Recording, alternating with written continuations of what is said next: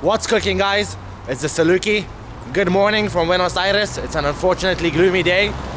And today, we're going to be joining somebody from the Jewish community who makes food, makes bread, and gives it around in the hood. Shares it with the community. Jews and non-Jews alike. Now, for bread to be kosher, it has to be prepared in a certain way. So I've asked if I could come first in the morning and watch how they prepare the food and the bread. I'm not sure if it's going to be only bread or not. As per usual, I don't really know what's going on. But let's go and find out. Here we have the Yarcho Chabad, what we talked about last time, another one of the Chabad places, I suppose. And let's see if somebody's gonna attend us. Hola, ¿cómo estás? Muy bien. ¿Vos sos el señor que quiere en Shoavilés, sí? Sí. Yo sí. Pensé que será más interesante si vamos a ver cómo preparan el pan kosher y todo eso. está bueno. איך אתה יודע עברית כזה טוב? למדנו, לא יודע, היינו. הסתובבנו בעולם, לא יודע. כל הכבוד. אתה רוצה לסיים קצת, זה בית כנסת עתיק באמת.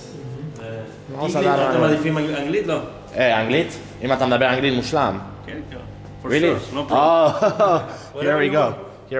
Yeah. Press the button, you know? Yeah. Yeah, this is a very unique Synagogue. synagogue. It was founded in 1934 around. Then this building is from 1956, but usually was mostly from survivors from the Holocaust. Oh, People okay. used to come here, and they build it. It's some old style mixed with new style. That's the main idea. Like this is very original woods and stuff. So you don't get this kind of art. This used to be the 12 months of the year, like the 12 mazalot. Mazalot. Yeah, like the horoscope, you know. Yeah. We thought before seeing how they prepare the food and everything, we'd take a walk in the synagogue because it's no problem. pretty unique. And this area is mikvah. Right. For utensils. That's you put the new utensils you put over there. Like this is water from the wells, from the springs. Yeah. So allow me to explain quickly. In Judaism, there's different types of mikvahs. It's a woman. I don't know if I can say it inside a synagogue, but after their menstruation. This is a men's mikvah. This is a man's mikvah, yeah. Not women's. I know. I wanted to explain the different types. Yeah. So we have mikveh where a woman after her menstruation has to cleanse herself, and she has to go, every month when it happens. Once a month, yeah. Once a month.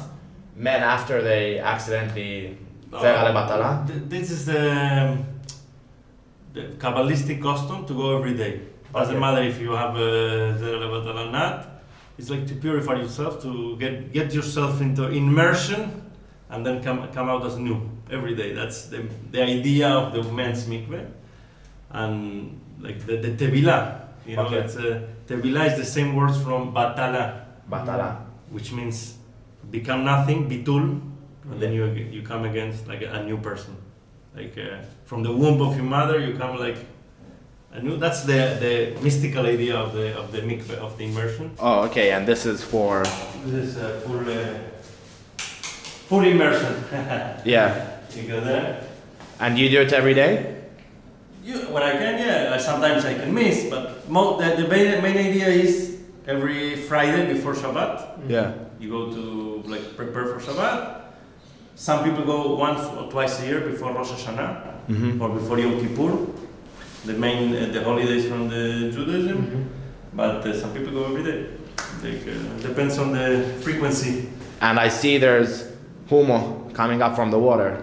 This is steam. This is hot water. That's convenient because many of them are cold, It's beautiful, yeah. We just made this anew, Oh, okay. It's like a new place. Yeah, very nice. Do you want to explain? We have the. No, que tenemos los signos acá. Okay. ¿Quieres explicar qué significa en el judismo? porque אני יודע שזה כאילו מעניין אנשים. אז איפה האסטרולוגיה נכנסת ביהדות? So basically, this was the old synagogue, which when it was made, there was an artist which made every single of these walls. There's 12 panels, and each of them represents a different month of the year and or season, which is the 12 astrological horoscope. You say over here the Sartan, which means Cancer, which is a crab, and this over there you have Aryeh, which is the lion. But interestingly, many of the months has to do with the season of the year. For example, you have Moznaim, which is Libra, Right. and has to do with Rosh Hashanah. Or you have the Lamb, or the Capricorn, and has to do with the season of Pesach. So every time there is a connection within the time of the year and the Mazal, which is called Mazal, like the same word as Mazal Tov, Right. which is Mazal, which means that there is a belief in Judaism that the constellations of the season of the year has impact on the life of people. But we have another phrase which says Ein Mazal beIsrael, which means we don't have to be too much suggested. I mean, so in Spanish you say sugestionado, which means you don't have to be so much paranoid or depending on the Mazal, which means Ein Mazal beIsrael, which means we are like the blessing that God gave Abraham, which says you are above the stars, which means you are above every bad omen or bad, you don't depend on that. The one who made the stars, you can change the luck too. You know what I mean? It's like we don't depend on the. We don't depend on the stars. Like that's why we say tamim tieh. You have to be innocent. You have to be. Don't try to figure out the future with astrological.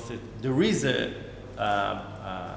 information. There is a library. There is books written about it, but they're not like imperative. They are midrashic or accompanying, but we don't depend on that. We're not too much relying on the stars. Relying on the stars. In Argentinian hippie culture, I guess, in this kind of neighborhood, Almagro, there are a lot of people that they tell you something like, oh, I don't know, this part of your personality, that's so Gemini. That's so, ¿Qué Géminis que sos? Yeah, for sure. How do you feel about that? No, I feel fine. And there is a Jewish literature about it. Right. That says that even there is in Kabbalistic books, there is even more. Depends of the hour of the day you were born, your personality changes. Yeah. There is like Mars or the planets. That means in that time there is the Mars person, which is very red and very bloody and very violent. Let's say you have a personality like that, but you can moderate, and there is a choice how to live. If you want to live all the time trying to find the things that are around, or you live in a way that says, don't be so much think about it. Just do what you have to do, and whatever happens in the underwaters of your personality, it's not. You can choose whatever you want. You have a bechira chofshit. You have a freedom of choice. So you don't have to be squared in, oh no, I'm Gemini, I cannot do that, you know? Yeah. So be freely, be more open. There is, but that's what I'm saying. But you can't take it into consideration. We do find it interesting, and we do find it powerful. Okay. And we have like elements, we have like water, fire, and air, and water. Yeah. And you have to be from such a composition and personality. Of course, there is like Maimonides, for example, who was a great rabbi and a doctor and a philosopher and astronomer. He talks about in his books about personality types. Who again? Maimonides, Rambam. Rambam, okay. Rambam. Yeah. Moshe ben Maimon, Spanish. Rabbi Moshe ben Maimon. Rabbi Moshe ben Maimon. He wrote his books in Arabic. He wrote his book in Arabic. He has many books, philosophical books. He speaks about the personalities, for example. He says, of course, there is kinds of personality, but you have to be able to channel. Let's say you are Gemini, you are fire. Okay, you can channel that in positive ways or in negative ways. Personally, my way of thought or my way of thinking, you can find, but we don't find it very like an everyday thing that no, because I am this, because I am that. We try to live as everyday, align mind, heart, and deeds with wherever you find good. You know, I don't think it's a main character or a main movement in Jewish literature. Okay. That's what I think about that. Wait, and on that note, sorry, it's a bit of a heavy charla we just started today, but do you believe in maktub, in the belief that everything is written beforehand? Because on that note that you said, okay, you're a Gemini, that doesn't mean that you have to do this and that, you can pave your way. Yeah. But do you believe that it is written? It's a very good question, which opens up a philosophical question as well. But it's for sure we know that, for example, let's say God knows past, present, and future. So there is a destiny for everybody, and we believe also in a very particular ashgacha pratit, Right. which means that everything that happens is written down, or is destined, or is supervised. Even if a tree that falls from a leaf that falls from a tree was synchronized since creation and has a cosmic connection to everything. Like, it's not casual or random. We don't believe in, let's say, in randomness. Right. So if you don't believe in randomness, that may limit you of what you can do, because it says nothing is random, so I can do whatever I do, it was written before. Right. I don't have free choice. But the unknowledge, because you don't know what is written, gives you the freedom to do whatever you want, and you're not limited on that. Okay. So we believe that there is in choices freedom. Even there is a maktub or whatever destiny it is, But you don't know the can destiny. choose your moral ways, and you have to pave your ways, and you can say, no, this is what happened, this is what's going to happen, and I cannot move from that. There is a famous story, like a king of Israel, and he was saved by a prophet, says, you're going to die.